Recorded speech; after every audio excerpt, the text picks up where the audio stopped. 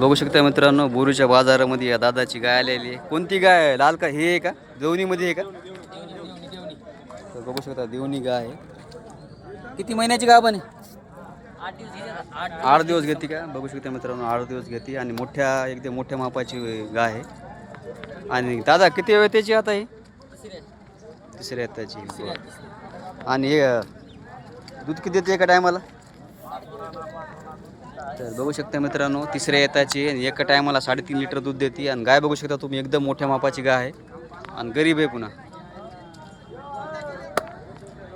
तुमचं नाव mobile number सांगा एकदा.